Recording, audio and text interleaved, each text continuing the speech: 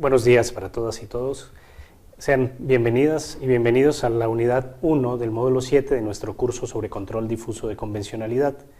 Esta cápsula introductoria, al igual que las anteriores, tiene por propósito establecer algunos criterios generales respecto de la forma como se realizará el trabajo académico en esta primera unidad de este módulo 7.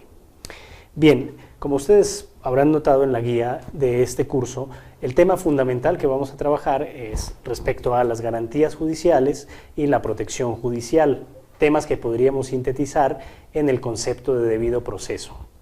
Encontrarán ustedes en la plataforma 3 lecturas básicas que debemos trabajar para tener el acervo conceptual básico respecto de los temas que abordaremos. En su orden, estas 3 lecturas nos permitirán entender un panorama general que por supuesto se espera sea profundizado por cada una y cada uno de ustedes para el entendimiento de estos temas que son de fundamental importancia para la garantía efectiva de los derechos humanos en el país. Estas 3 lecturas, la primera de un servidor, denominada el derecho humano al debido proceso, dimensiones legal, constitucional y convencional, tiene por propósito mostrar temáticamente dónde podemos ubicar el debido proceso como un derecho humano. Esta contextualización teórica, jurídica, busca dar algunos elementos básicos que sirvan como punto de partida para una discusión respecto del tema de nuestra unidad. El debido proceso, en tanto esquema de protección de los derechos humanos, en tanto un sistema complejo de garantías respecto a los derechos humanos, sirve para articular la acción del Estado en su conjunto. Y en este sentido, el Poder Judicial tiene un papel fundamental. Por esto, esta unidad da un elemento básico para entender cómo debe intervenir el Poder Judicial en el ámbito de sus respectivas competencias y cada una de las autoridades respecto a las garantías que le dan contenido, que le dan sentido, que le dan alcance al debido proceso. Otro tema que tendremos oportunidad de abordar es el de la protección judicial de los derechos humanos, entendiendo la perspectiva del alcance del amparo como recurso judicial, como mecanismo judicial para la protección de los derechos.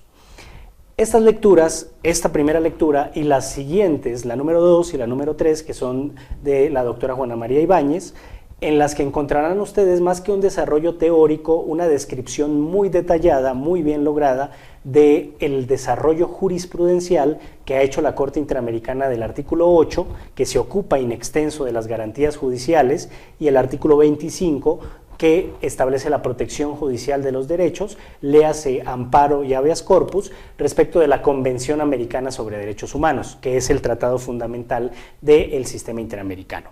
Entonces, en su orden, las lecturas 2 y 3 les darán a ustedes una serie de elementos básicos de orden jurisprudencial, principalmente, que han sido recogidas y organizadas y analizadas por la doctora Ibáñez en estos 2 documentos que serán parte de una publicación que está por ver la luz en próximas fechas respecto del análisis artículo por artículo de la Convención Americana, en una publicación coordinada por la Fundación Konrad Adenauer, en la que la Suprema Corte de Justicia ha participado también de manera muy activa.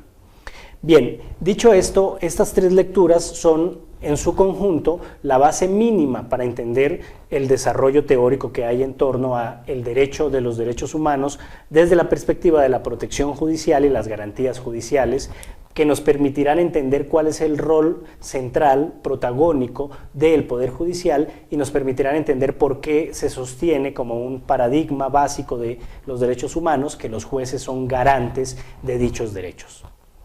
Dicho lo anterior, es importante poner algún acento en la importancia de este tema respecto de su rol como autoridades judiciales. Cada una y cada uno de ustedes, en el ámbito de sus competencias, tiene el deber de hacer respetar, por sí mismos y de garantizar los derechos humanos. Por supuesto, de establecer medidas de protección y de promoción de los mismos. Es en la obligación de garantizar los derechos humanos principalmente en donde se establece el conjunto de acciones básicas que deben seguir las autoridades judiciales. Es el esquema de las garantías judiciales que están establecidas en muchos casos en la Constitución, pero en otros tantos en los tratados internacionales, pero también en los códigos de procedimiento. Este conjunto de garantías sumadas y articuladas a la luz de los principios de interpretación conforme y pro persona le dan sentido al debido proceso. El debido proceso es un tema articulador de los derechos humanos que consiste básicamente en el establecimiento de unas garantías mínimas que están funcionando como límites a la actuación de las autoridades. En otras palabras, el debido proceso no solo tiene que ver con las formalidades necesarias o propias del procedimiento, sino que tiene que ver con una visión amplia,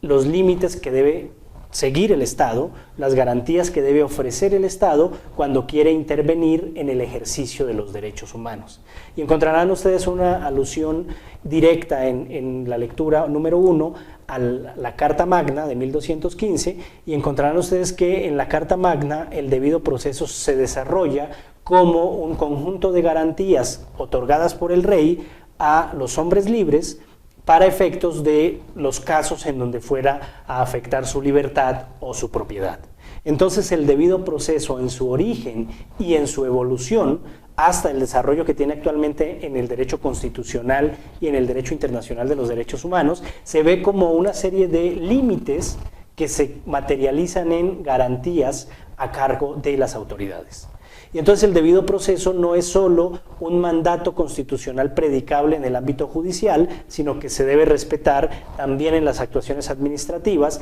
también en las actuaciones de orden cuasi jurisdiccional, como serían los trámites que se siguen en ciertos organismos de control. Dicho lo anterior, el tema del debido proceso legal podemos entenderlo como el conjunto de garantías que se establecen en el ámbito del derecho interno o del derecho internacional y que tienen que ver con los límites y el deber de actuación del Estado para poder afectar el ejercicio de los derechos. Y la protección judicial de los derechos,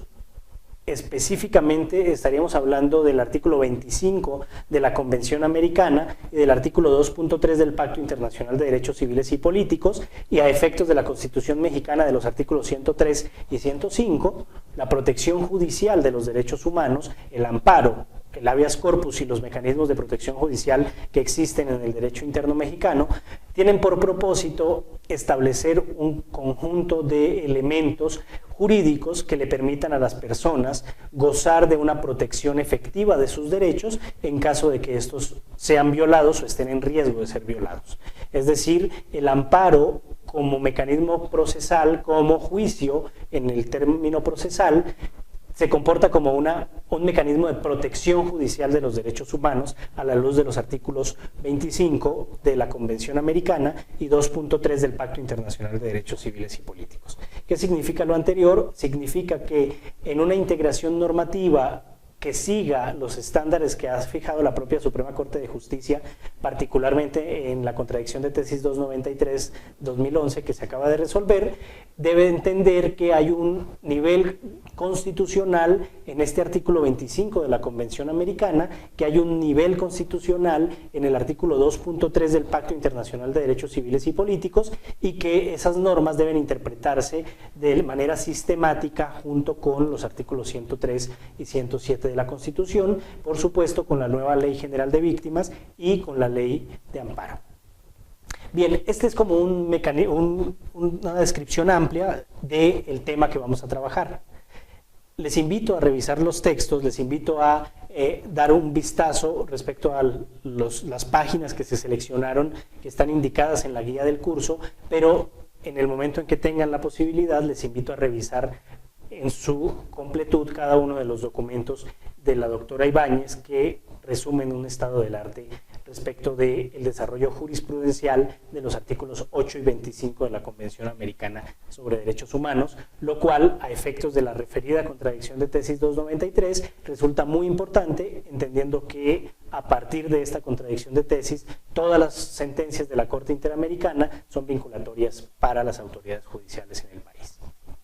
Asimismo, les invito a revisar la página web del recientemente presentado buscador de criterios de la Corte Interamericana, que se desarrolló en conjunto por la Suprema Corte de Justicia de la Nación y la Corte Interamericana de Derechos Humanos. en la dirección electrónica www.bjdh.org.mx. Pueden ustedes encontrar todas las sentencias de la Corte Interamericana y un análisis temático de dichas sentencias. Les invito a revisar este buscador, sin perjuicio de que en la conferencia del día viernes vamos a hacer un ejercicio breve de búsqueda de criterios para que ustedes puedan tener, que ha sido la constante de su servidor, herramientas prácticas a efectos de su actividad cotidiana. Por último, quisiera que ustedes tengan en el panorama temático que vamos a trabajar la relación inescindible entre control de convencionalidad y los